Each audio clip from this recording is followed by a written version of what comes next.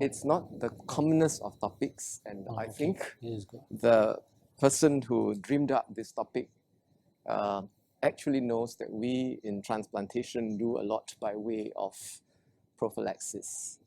So the Oxford English Dictionary defines prophylaxis as treatment that's given before the onset of infection. In other words, it is truly, truly preventive in nature. And as you know, we do live in an era of increasing antimicrobial resistance. So I suspect that the person who dreamed up this topic for me wants us to reconsider the wisdom and the appropriateness of so much prophylactic use in the field of transplantation. So I will only cover three areas of prophylaxis: surgical prophylaxis, PCP prophylaxis, and CMV prophylaxis. Perioperative prophylaxis, of course, is virtually standard of care in almost all surgical procedures. And all of us who have trained in microbiology and ID know that there are many good studies supporting prophylaxis, say in inguinal herniorrhaphy, in abdominal hysterectomy. So the aim of prophylaxis is, of course, to prevent a surgical site infection and to reduce the SSI-related morbidity and mortality, including things like cost and duration of health care. Now, to achieve these aims, which are varied and sometimes conflicting, there are several things to consider when choosing the antibiotic for perioperative prophylaxis. First of all, it has to target the organisms that are most likely to cause wound infection, and you've got to get that from the literature. Number two, it has to be given in such a way that concentrations in serum and tissue are highest at the time when the operative field is open. Of course, we want to choose a safe antibiotic, and we want to administer it for the shortest possible period to minimize the possibility of adverse consequences. So there are actually quite a lot of guidelines on prophylaxis, although none emanating from a specific transplant organization.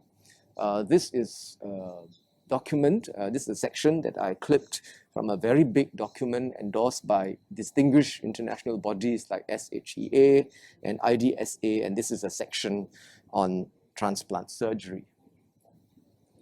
Now, as you know, however, there are actually hardly any studies in the field of transplantation, and these authors who reviewed the issue of perioperative antibiotics in transplantation concluded that the quality of evidence for many of the recommendations is actually very weak. And like I said, this is one of the biggest papers out there, but it is not specific to transplantation. It covers almost all surgical procedures, really a huge document.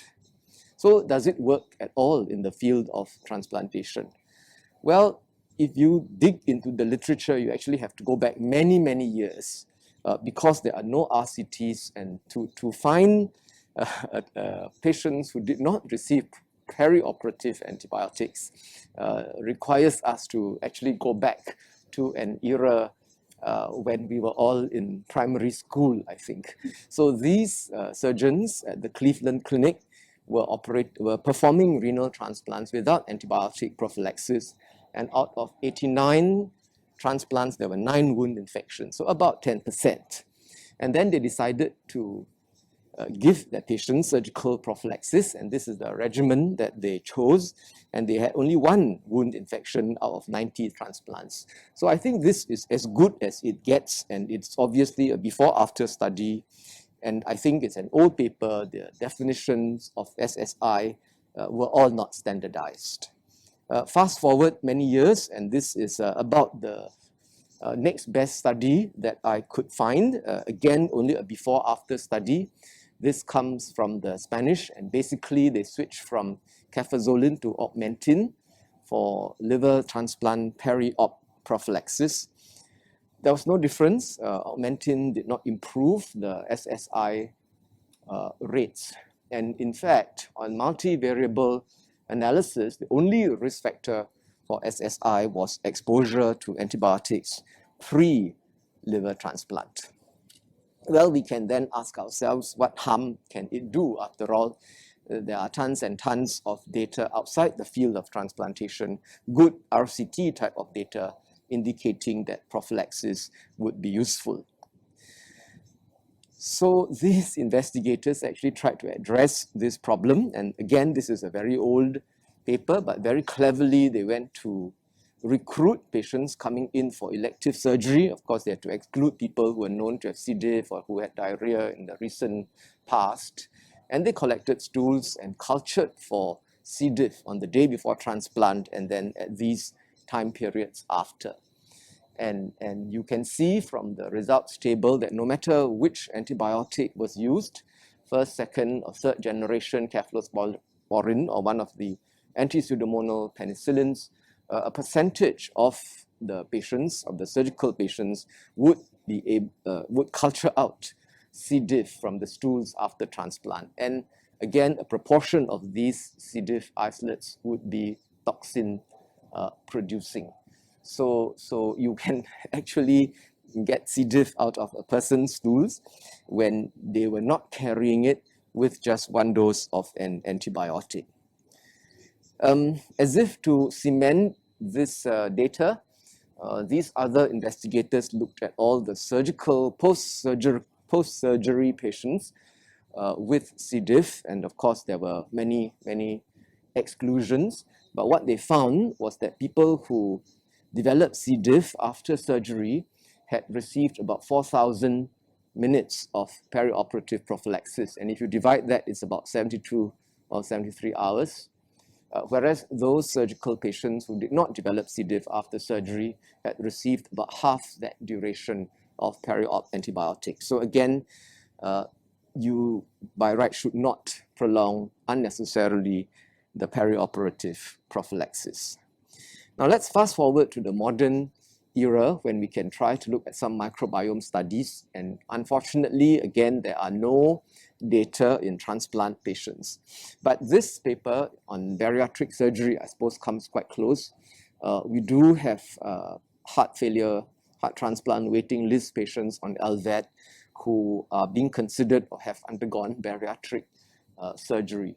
So again, they looked at the rates of they look at the microbiome changes, after just one dose of antibiotic, either vancomycin or Clinda or cafazolin after bariatric surgery. And statistically, there were not so many significant results, but visually, you can see that there were very marked changes.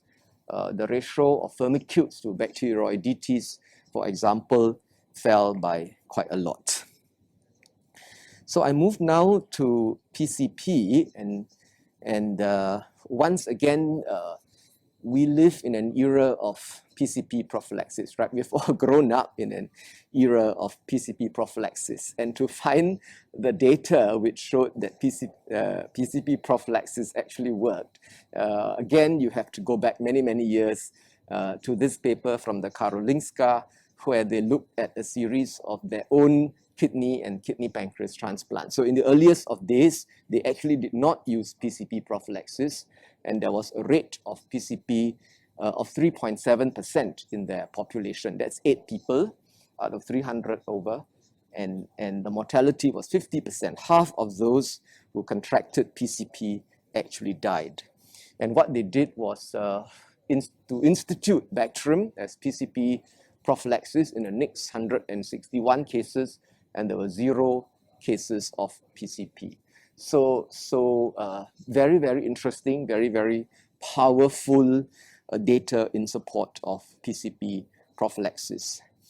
Now, if you come to the modern era, there are hardly any more data, of course, on not giving PCP prophylaxis, right? But PCP in the HIV negative continues to be a disease of high mortality. This is an ICU study from France, and you can see that when you compare PCP positive versus PCP negative patients, and the majority of the PCP negative patients were renal transplant cases, they did badly on many counts, such as the development of ARDS, and ICU mortality. And it's quite interesting that ICU mortality was 48%, very close to the 50% figure reported by the Karolinska people. And therefore, there are all these guidelines. This is one of the more recent ones from J. Fishman, recommending that transplant patients, by and large, should be given 6 to 12 months of PCP prophylaxis. Although in some subsets, such as small bowel or lung transplant recipients, you can give lifelong prophylaxis. So since we know that PCP prophylaxis saves lives, can it do any harm? So once again, we cannot find data in the transplant population, but just moving a little out of the field of transplantation, and there are actually quite a few publications. So there is a guideline from the WHO to give PCP prophylaxis to HIV exposed but uninfected infants. So these are infants born to HIV positive mothers who themselves do not test positive for HIV. And the WHO guideline itself admits that although they have made it a strong recommendation, they know that it's based on very low quality evidence. So these authors decided to run an RCT and to look at the microbiome changes in the stool of these infants. And it's a very good paper, lots of charts, lots of figures, but for brevity and in the interest of time, I just want to share this one with you. The gene abundance of resistance genes in the stools of patients who received Bactrim was much higher in the Bactrim treated group and continued to rise as time passed. But those were infants, right? So the next study I'd like to share would be people a bit older, their children who were receiving either 6 weeks or no antibiotics. The people who received 6 weeks of antibiotics were getting it for otitis media. And here it was all, it was a stool culture study rather than a microbiome study. But basically, you find that in those who received 6 weeks of Bactrim or cotrimoxazole, you find that the rate of isolation of multi-resistant Enterobacterialis went up by that much. So yes, PCP prophylaxis works, but it is not without harm, and therefore we should give it for the shortest possible duration. Now, although the guidelines tend to say 6 to 12 months, there are some organizations which actually give much shorter periods. And this is one brave center that gave only 1 month of PCP prophylaxis to their renal transplant recipients. And they looked at their data, and there were only 4 cases, all happening outside the period of PCP prophylaxis. As you can see there, 10 months, 15 months, etc. The gross attack rate is given there, 0.3%, which is equivalent to the gross attack rate of nocardiosis. Now, but I think there are many people who actually want to give PCP prophylaxis longer than what the guidelines state. And that's because off and on, they see cases outside of the first year. So this is a French series. They were looking at all the cases of PCP that occurred beyond the first year. And actually, as time went by, after transplant, of course, there was less and less PCP. And most of the cases of PCP after the first year were actually in the second year. And basically, they did some good risk factor analysis and found the age above 65, a prolonged period of lymphopenia, and CMV viremia, recent CMV viremia, were strong risk factors for PCP prophylaxis. Now, there's a hidden player, and that's the problem of the PCP outbreak. So in this hospital in Nagoya, which also interestingly did not use PCP prophylaxis, they encountered this outbreak. They were able to show genotypic relatedness, and they decided to give some prophylaxis. And then again, they still had a few cases, and so they decided to give 6 months of prophylaxis to all their transplant recipients. So in the era of AMR, and given that sometimes you get PCP late, how long would you give? I would think that we should stick to the standard recommendations, like that is 6 to 12 months, giving lifelong prophylaxis only to recipients of small bowel and liver and lung transplants. But if you do see PCP cases outside of the transplant period, I think the first thing to do is to bring in the infection control folks and make sure that you're not dealing with an outbreak. And then, of course, you can analyze for risk factors and give targeted prophylaxis. Now, in the last part of my talk, I just want to talk a bit about CMV because we do get ganciclovir resistance off and on. Resistance developing on prophylaxis. This is one of the most well-quoted papers in lung transplant recipients. It's about 9%, and most of the time they switch to foscarnet, and as you can see, switching to foscarnet didn't really produce many good outcomes. There were deaths, relapsing infections, etc. This is another case series put together by Robin Avery and her colleagues. And again, you will find that all those who developed ganciclovir resistance actually had received ganciclovir prophylaxis. And of the many given foscarnet, only one survived. So again, resistance to ganciclovir is clearly a bad thing. Now, I think we can learn a lot from the studies of Vince Emery and Paul Griffiths from a long time ago. By doing regular surveillance for CMV in some of their transplant recipients and AIDS patients, they were able to show that as you gave ganciclovir, you find that you'll be able to detect UL97 mutants. But when you finally stop the ganciclovir, then gradually the density of the mutant population will also come down because the wild-type virus is the one that has advantage in the absence of ganciclovir in the serum. And therefore, they feel that short-term ganciclovir should not lead to much by way of resistant virus during therapy. And by doing modeling on top of all the many data points that they had, because they were collecting blood regularly on all the patients in whom they gave ganciclovir, they were able to show that the efficacy of IV ganciclovir against wild-type CMV was 91%.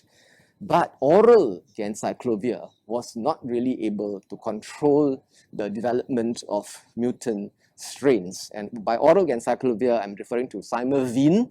This is the old formulation, not Valsite, which is Valganciclovir. And why? Because of the poor oral bioavailability, right? Only about 6 to 9%, and giving steady-state AUCs only about 60 to 70% of the IV equivalent. And the lessons from this, all the studies about ganciclovir resistance, is that resistant mutants will arise when the patient is exposed to Ganci.